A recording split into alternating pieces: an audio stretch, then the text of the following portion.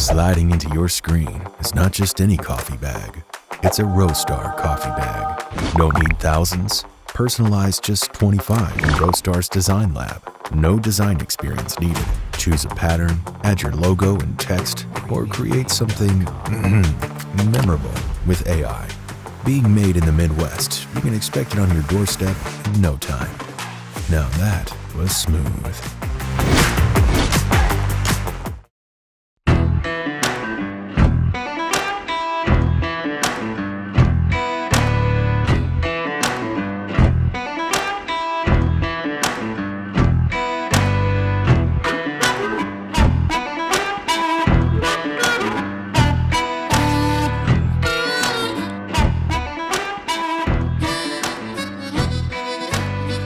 Hey Joe, I don't want you in the shop, but I want to say thank you for facilitating our visit to Rusty Dog. Absolutely. Hey everyone, welcome to the Coffee People Podcast. The show is sponsored and supported by Roastar Coffee Packaging. Big thanks to them just for supporting the ability to talk to people and tell their stories. I'm your host, Ryan Woldt, and we are here at Rusty Dog Coffee in Madison, Wisconsin, a place I once called home and still feel at home in. I believe it's rustydogcoffee.com, if I'm not mistaken. This show can be found on any of your apps, Apple, Spotify, whatever. Just look for Coffee People Podcast. If you gentlemen wouldn't mind introducing yourselves, this is the only time I'll ask you to look at the camera just so people know who we are. Sure. Tom Koren, founder of Rusty Dog, back in 2013, I guess, as a hobby business, now commercial roaster. Brought two friends into the business, and here we are. And I'm Tony Bitner. I'm one of the owners of Rusty Dog as well. It's been an awesome world to be a part of for the past 7-8 years. So we're excited to have you. Oh, I'm surprised it took us this long. Joe's been talking about you guys. I've seen you around. I think I mentioned to you off air that I first experienced Rusty Dog Coffee at a place called The Pickle in Wausau, Wisconsin, Pickle which Jar, is yeah. where I'm from, The Pickle Jar. I just call it The Pickle because there was a bar I went to in college called Awesome. The Pickle, Yeah. which had a whole other name too, but that's what we called it.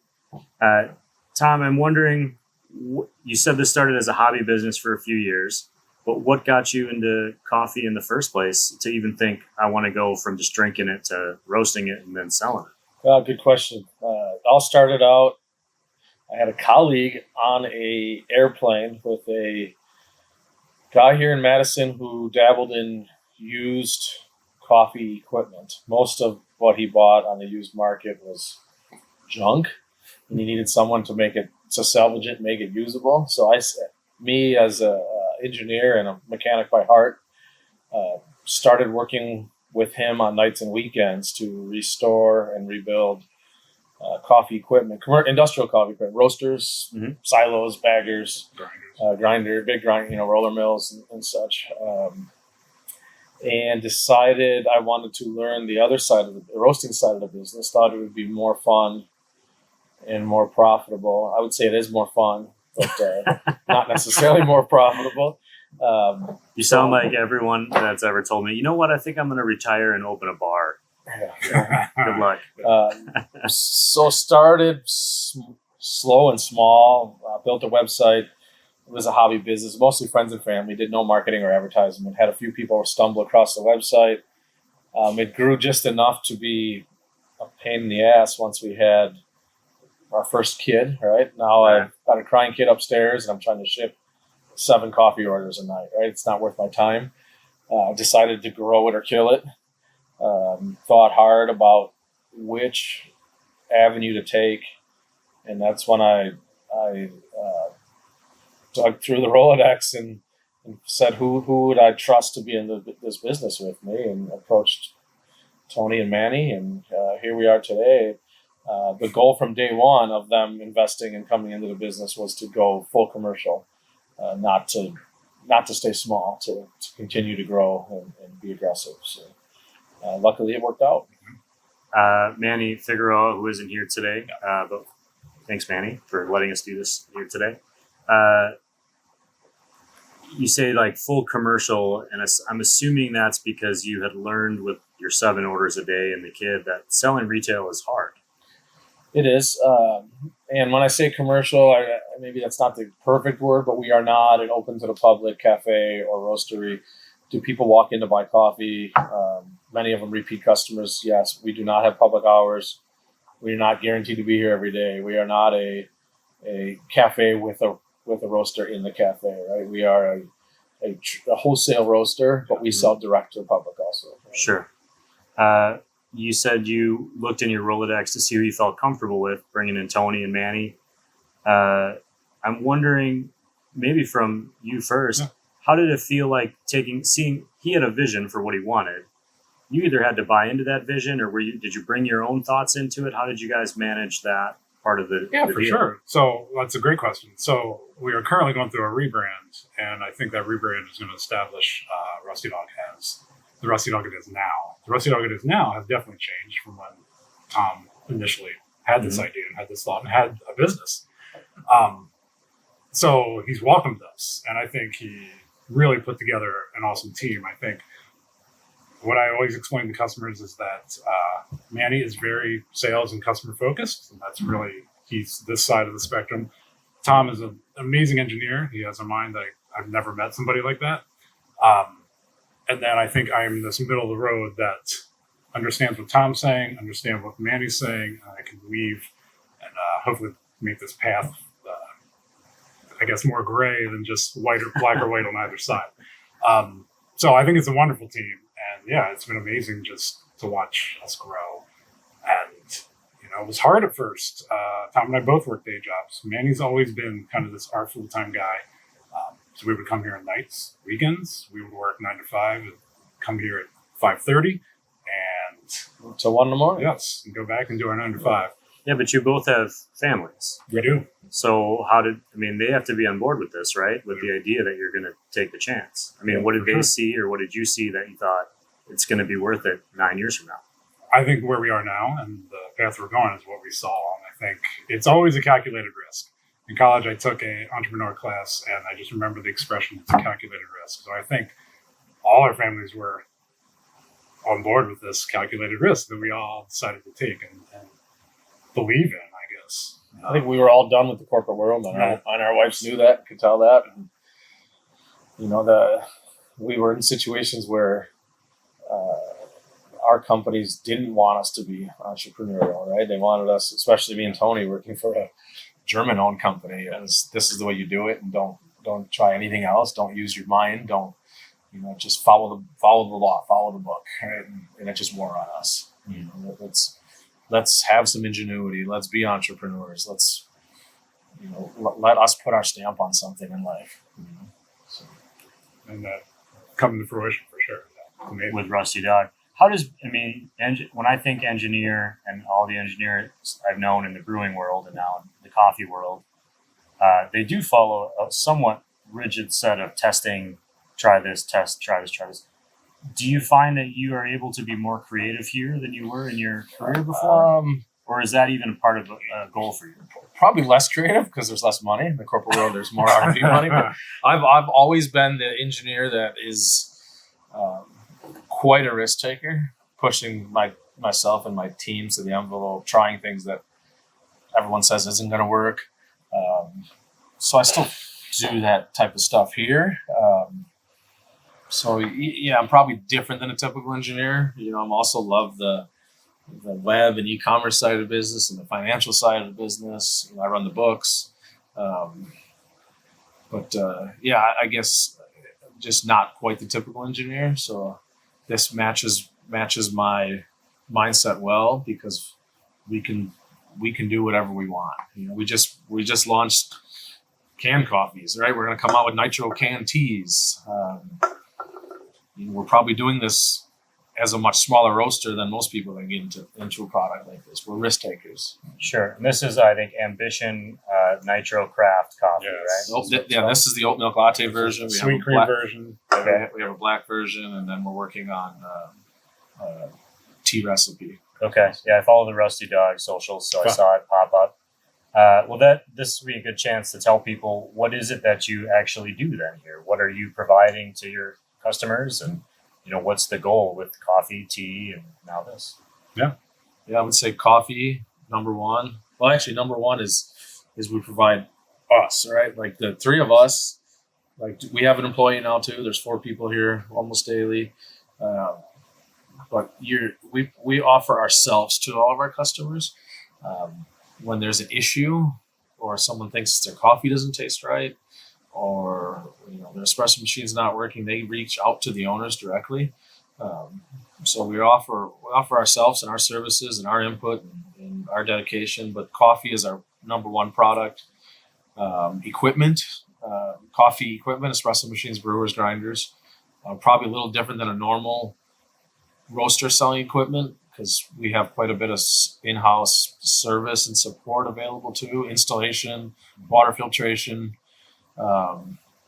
We offer refrigeration, and then the tea and can ready to drink products. Yeah, I think you hit it. I think our value proposition is that when you work with Rusty Dog, you work with the owners, and that will not change. So as we grow and as we build our team, it will be an in-house team, and we are the ones that know every aspect of our business. So we'll be the ones that are still the face and out there in front, working with our customers. So I think we win business based on that. We bring people here. We have a beautiful space that maybe we'll show them. I don't know. But really, I think a huge value proposition is that you work directly with Tony, Tom, and Manny. We can make decisions on the spot. We can make decisions right with you on the phone. So I think that's a huge part of it. Yeah, I can do a loop around if you guys are willing to let me explore the space afterwards. One of the things that I was thinking about before I was coming in here, when Joe was telling me, "Hey, we can get you guys together." You're roasting in a state, Wisconsin, with fairly dramatic weather pattern changes throughout the year. Coffee is beholden, especially as it sits in a warehouse, to things like humidity and temperature. How do you manage that, or how do you adopt that into your process? Yeah, well, adopting the process is one thing. The roast profiles are totally different in the winter versus summer. 95 degree green bean reacts different in the roaster than a 55 degree green bean, right? So our charge temps are different. Our airflows are a bit different in a roaster in the winter. The newer roasting technology self-adjusts some of that, but our old roaster, we have winter and summer profiles, right? In the spring and fall, we split the difference. We do a dehumidifier. So we have a large industrial dehumidifier running. We do open the door on some days when the humidity's not quite as bad. But we also make sure that we source all coffee in GrainPro and keep the bag sealed to the best of our ability. We've actually paid for coffee to be rebagged into GrainPro before it's come here to avoid it being exposed through the burlap. Sure. Yeah, one of the things that I know, like at small whiskey distillery, bourbon distillery, they might rotate barrels up and down if it's close to a window or that. You guys have to deal with any of that sort of adjustments here inside? Not really, no. I mean, we run fans to move air, and like I said, we dehumidify. We do load some grain into silos, as you can see here, but only a day or two's worth of product in there. Well, I think one of the challenges being a wholesaler primarily as opposed to a tasting space or a place people are coming in is your customers are wanting consistency maybe more so than maybe even what the best taste of the bean is. They would rather have it consistent because that's what they're selling their customers. Or do you not find that to be the case? Well, I think that most consumers love consistency until they taste something better. Sometimes the coffee crop itself is not consistent. You get the same coffee from the same farm the next year, and it just isn't the same. Sometimes it's a no-buy, right? Sometimes it was a no-buy last year, and we buy it this year. Their rainfall changes, their amount of sun changes. Who knows what else changed? They fertilized different or didn't fertilize. So you see changes in the crop no matter what. With certain core products, we try to blend, like our blends, we try to keep those pretty stable and finding origins to match those profiles. But we actually encourage change on our single origin products. And we only have a few blends. Yeah. We're really single origin guys. And we love the change, right? We don't want consistency. We don't want the same Sumatra every year. We don't want the same Peru every year.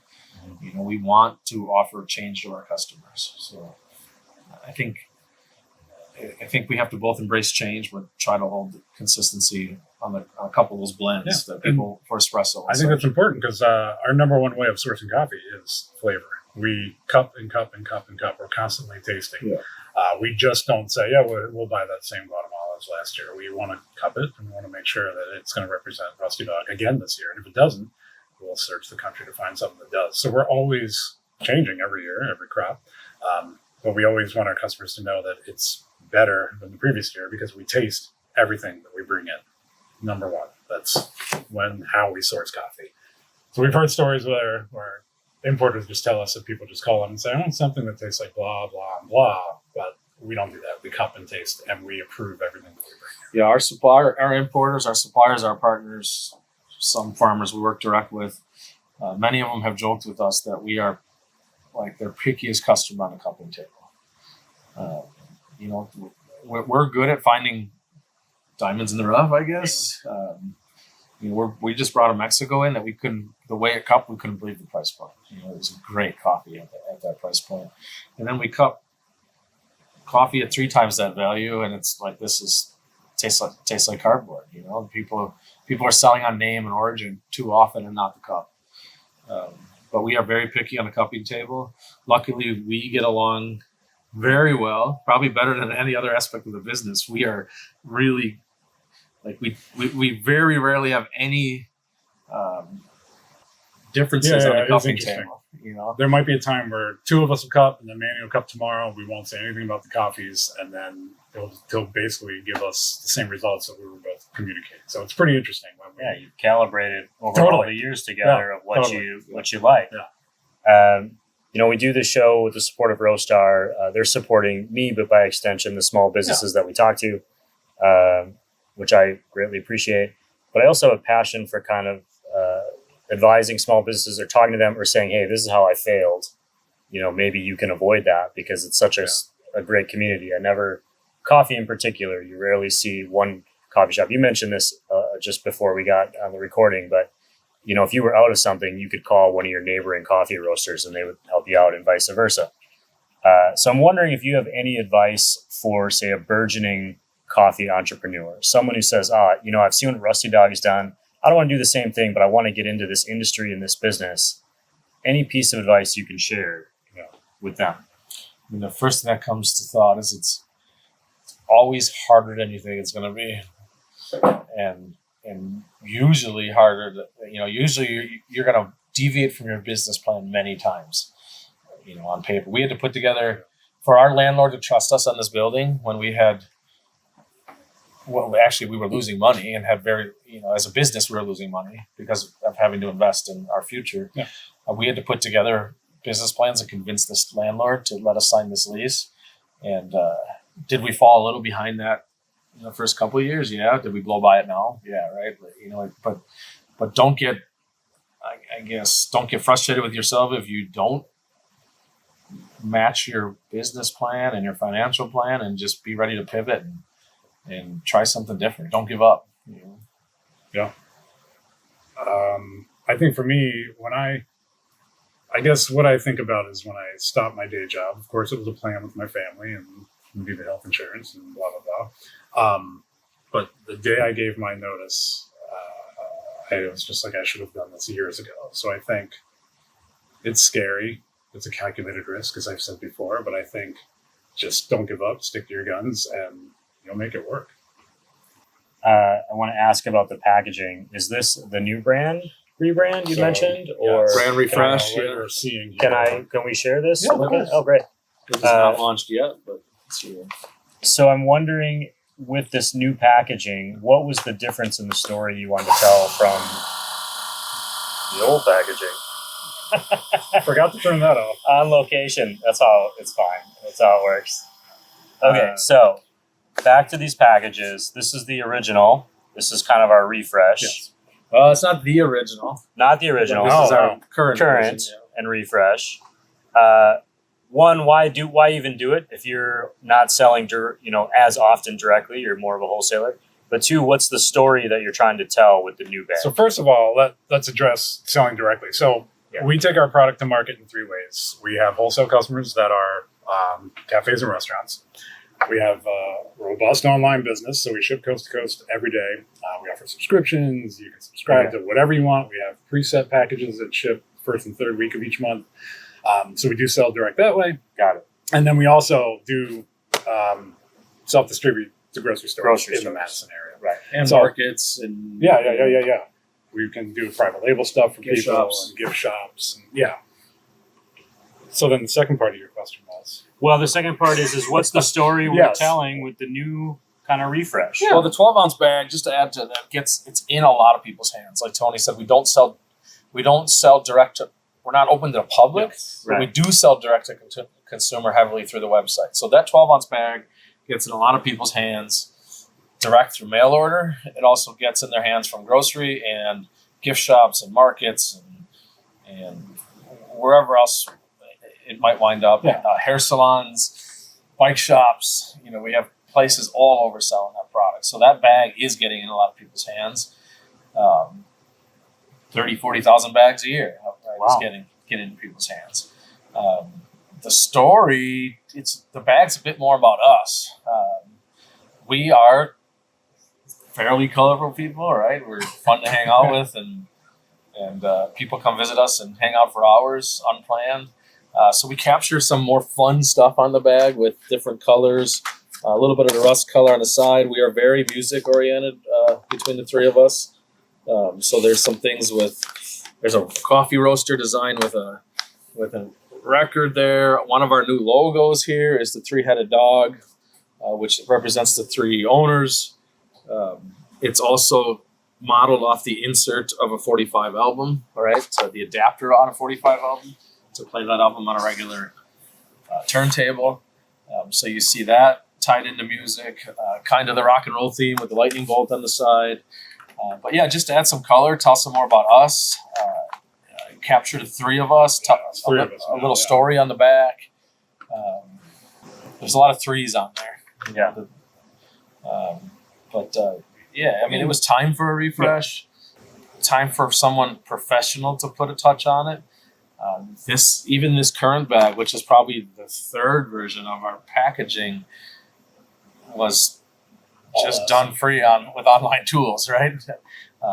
So it was time to have someone put a touch on our brand. Yeah, and it all started with letterpress. So that is our new logo. It's custom design that we found at a company local in town that has letterpress. Everything's vintage. He has racks and racks and racks of vintage letterpress that he found throughout the years, and he would travel and get collections from newspaper printers that are unfortunately out of business. So this all started with this custom letterpress design, and then built around that and built around our concepts, our ideas, and the ideology that is the 3 guys in Rusty Dog now. So yeah, this really represents the 3 of us, I think, and it's just a natural next step that we're going to take. And I don't know, our plan is to grow with this. Well, that I think takes me to my next question, which is where can we find it? If somebody's watching this show, rustydogcoffee.com. For sure. They can look in their markets. If they don't have them, they can request them. I would assume. Yeah, for sure. You said East to West Coast. Are you serving more? Is it heavier weighted in some places than others? Of course, here it's heavy. But the Midwest, we're definitely extending our reach. We have cafes trickling out to the coast. We do. We don't really have presence in grocery stores or much markets. Some of the cafes might have 12-ounce bags on their shelves. And some of the cafe business comes and goes. Like there's some coffee shop in California that actually emailed us and said, Paris Hilton drinks coffee here, and they were buying a product for a while, but then you don't see them and they come back. It's harder to find as you get out of Wisconsin, but we're certainly available from the website, and there's a wholesale for anyone interested in wholesale anywhere in the U.S. There's a wholesale application built into the website. For sure. There's a wholesale portal, and we ship wholesale orders throughout the country as well. Great. Well, I'll make sure we link to that and show that. What did I miss today that you want people to know about Rusty Dog? What I've pulled from it really is that it's a true collaboration between the 3 of you. giving yourselves the opportunity to do this thing that you want to do for yourself. But, what else is there? It really is. I think we fresh roast all of our coffee. So we roast, I think you mentioned a little bit ago, we are roasting almost 5 days a week. If we don't roast, it's because we planned that way. Really, we roast to order. So even our customers that buy 50, 60 pounds of espresso roast a week, we don't roast that the previous week and wait for them to place that order. We roast when they're ordering. So all of our coffee is fresh roasted. And I think that's said a lot. I'm sure you hear that a lot, but I do think that's it's important. We don't pre-roast our coffee and have it sitting around waiting for orders to come. Yeah, and for other roasters watching this that say that's impossible, of course you can't do that perfectly. So we look at our production demand through our software. We roast to demand plus 10 or 20%, right? So that 10 or 20% gets you to start the next day or the day after. So we're not roasting to the bean to demand, but we're not roasting to put coffee on a shelf for a week or a month to fulfill orders. It's order based plus, depending on the bean and the demand for that product, 10 or 20%. And then if we roasted, some of those we're still roasting 4 days a week. Right? Absolutely. But you need that little buffer to get. There's orders coming in right now that we don't know about, right? So, and I think that's important even with our grocery customers. So we do self-distribute every week, every Wednesday. Manny's not here because of that. And we rotate our product and we load fresh product in every week to all of our grocery customers as well. So I think that's important to know too. When you're shopping for Rusty Dog, there is a date stamp in the back and you can see what it is. But all of our coffee, even to grocery stores, will roast it. Usually Monday, Tuesday. We package and work hard those days to get it ready for Wednesday delivery. I appreciate that date stamp. Sure. I'm always looking for that. That comes from my beer days too. Yeah. But knowing, I'm not going to call them out, but I was recently in a grocery store and the same coffee in the same line, the one in the front had been roasted that week and the one in the back had been roasted in April. So you know that nobody's going through and cycling through. So for sure. It's important. Yeah, and the dates in the coffee world are all over the place too, because there is no federal standard. Yeah. Coffee's considered a non-potentially hazardous food, so everyone dates their stuff differently. Some are roast on date, some are batch coded with no dates, some are expiration dates dated out 18 months from now. Some people have not expiration dates, best by dates. Some have best by dates 6 weeks from now. There is no standard, so you really have to learn your roaster to make an educated decision, on that grocery store shelf, because everyone does something a little different with their dates there. Sure.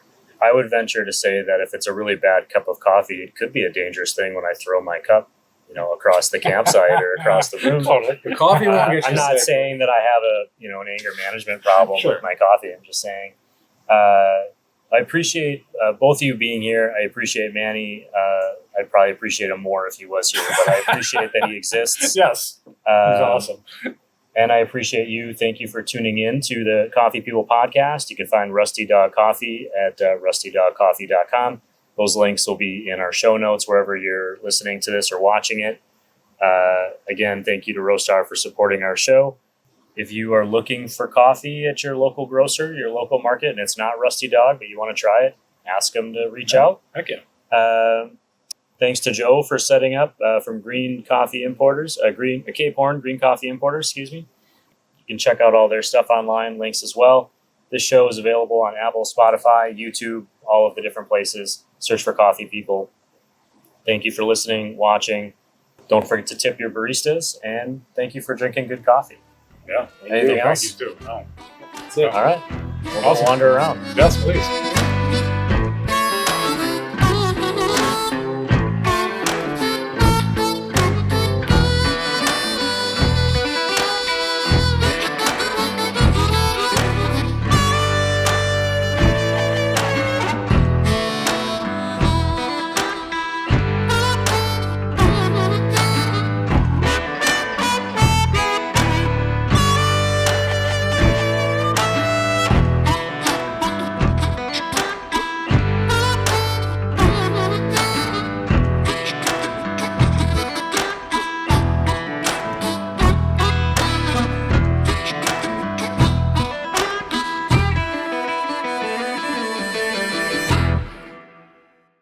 Perfect. That was perfect, guys. Fun. Thanks, man. I'm going to thank David from Green Bean Asia too. It's still rolling. Oh, anyway. Yeah, no, do that.